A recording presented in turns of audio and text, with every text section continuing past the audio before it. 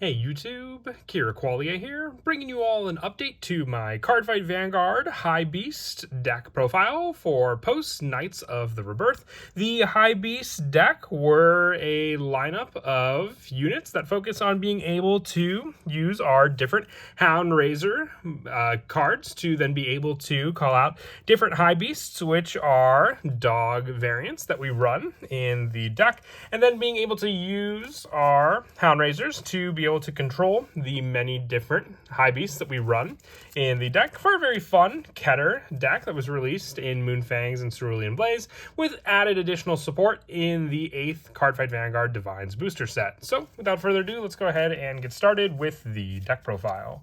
So we'll go ahead and get started with the ride deck. We have the energy generator with our starter being Hound Kika. When wrote upon, if you went second, draw a card. Our grade 1 is Hound Isumi. When wrote upon by Hound Hakuren, look at the top 7 cards of your deck, choose up to 1 Highbeast from among them, call to rearguard, and shuffle the deck. So immediately setting up your different Highbeast dogs that you will call onto the rearguard for our setup, with our grade 2 being Hound Hakuren. When wrote upon by Hound Ai, look at the top 7 cards of your deck, choose up to 1 unit with Hound and its card name from among them, reveal it, put it in your hand, shuffle the deck. If you do not reveal a card, call this card to rearguard and soul charge 1. So this card is meant to give you more of the Hound units, which are our, actual human counterparts that help to set up the different Hound And if you can call this card out to rearguard, when it's boosted by a Highbeast, choose a Highbeast normal unit from your drop, and you may put it on the bottom of the deck. So more recycle power for some of our other Highbeasts as well to use in the deck. Notable, since there are times where we will call this card out to rearguard, with our grade 3 being our Hound Aoi, with the additional Ai that we run in the ride deck. We're also running 3 additional copies in the main deck as well. On Vanguard, all your back row Highbeasts get +5, active on the opponent's turn 2. And on the Vanguard circle, once per turn, you can Soul Blast 2, search your deck for up to 1 Highbeast, call it to rearguard, and shuffle the deck. This is where the Soul Charge with our original grade 2 from the ride deck comes in handy. You want to have as much Soul as possible to be able to use for the call out for our Highbeasts. And on the Vanguard circle, once per turn, you can counterblast 1, choose 1 of your grade 1 or less back row center column Highbeasts until end of turn. That unit can attack from the back row, and it gets on rearguard at the end of the battle this unit attacked. Stay on this unit, and this unit cannot attack until the end of turn. If your opponent's Vanguard is grade 3 or greater, you perform drive checks for the battles that chose with this unit's attack. So the added pressure of being able to have your Highbeast in the back row column, I would say, is one of the best obedient training methods you can do with your Hound being able to have that unit then be able to attack from the back row as well. Just being able to choose that Highbeast from being able to attack in the back row, and then stand, and then cannot attack again, but then it can provide the boost needed for your Vanguard as well. Additionally, we're also running the 2 copies of Hound Station. From the front row rearguard, all Highbeasts on your rearguard get intercept and can intercept from the back row. So he provides additional defense power for our Highbeasts, giving them those added abilities from the back row. And on rearguard, once per turn, when this unit attacks while boosted by a Highbeast, if you have a Vanguard with Hound and its card name, until the end of that battle, this unit gets +5. If your opponent's Vanguard is grade 3 or greater, you can Energy Blast 3, and also gets critical +1. So having the added option for an Energy Blast to give this card added critical pressure makes it one of the better front row attackers for that play as well. For our new Highbeast, we are running the 4 copies of Hound Hinami, with Hinami being the added play of being able to provide additional power when your Highbeast attacks from the back row center column. If you have a grade 3 or greater Vanguard with Hound and its card name, this unit gets +5 till end of turn. If your opponent's Vanguard is grade 3 or greater, choose one of your other rearguards and it gets +5 till end of turn. So just being able to have your added option of power up for your Hinami, and then another unit as well. And on rearguard at the end of the battle, this unit attacked while boosted by a Highbeast. If you have a Vanguard with Hound and its card name, retire this unit. Choose one of your rearguards with Hound and its card name, and until the end of your opponent's next turn, it gets on rearguard. This unit cannot be chosen or retired by your opponent's card effects, giving added protection for the other Hound which is why I have some of the lower number counts, because then we can just focus on Hinami being able to protect those additional Hound from the other abilities in the deck as well.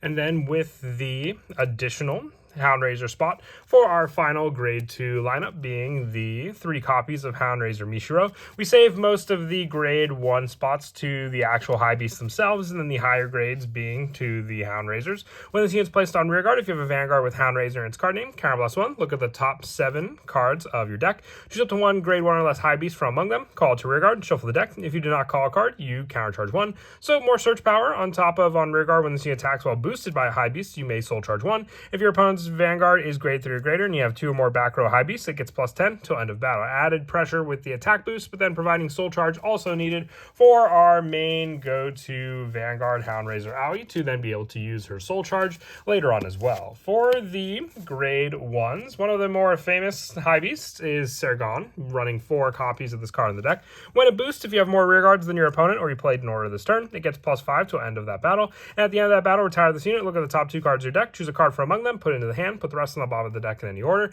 giving you more search power for units by just either having more rearguards than your opponent or playing in order, which we do run in order in the deck as well, to make use of.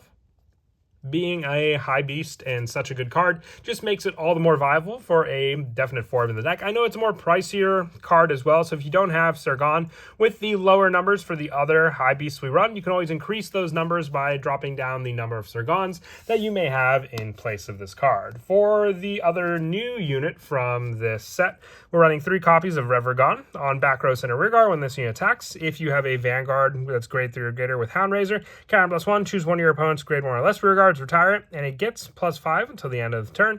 At the end of that turn, put this card into the soul. So with this card, it could be your best go-to attacker, because then it will only also get the power from our Hound Aoi, and then be able to attack, retiring our opponent's grade 1 or less rearguards that they have as well, taking out their own back row while securing our own. And also 3 copies of Malgon.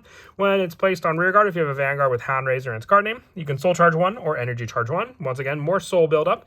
And on back row rearguard, if you have a Vanguard with Hound and its card name, this unit gets +5 until the end with this card. And if this unit's in the back row center column and your Vanguard's grade 3, it gets +10 instead. So making it an 18k viable attacker on top of the other units that we run as well. 3 copies of Regon. If you have a Vanguard that's grade 3 or greater with Hound, it gets all the following from back row center rearguard. During the battle, as you attacked, when your opponent would call cards from the hand of the guard circle, they must call 2 or more at the same time. And the guard circle gets +5, making it so when it intercepts from the back row, an added shield as well. It's all depending on what Hound you want to call for the Highbeast to the back row center to use for that Vanguard attack. And then the 1 copy of Yellow Jeweled Beast Topaz for more of the shuffle back power, returning cards to the Ride deck for either a +15k guard or being able to choose 1 unit card with grade less than equal to your Vanguard and call it to rearguard when it's placed on rearguard, setting up more of our units to use as well. And lastly, for the grade 1s, 4 copies of our Sentinel. We sadly don't have a Highbeast Sentinel, so we're just using Carrier of Protection Sethlon for this spot here. With our order being the 4 of copy count of a Warrior's Rest, you play with an Energy Blast 2, choose 2 of your units, and they get on Vanguard or rearguard during the battle. This unit boosted. This unit gets +10 until end of turn. If you have 5 or more units, draw a card, so it can make up for the order you play, on top of giving you the added pressure for your units to give more additional power when they provide a boost to another unit.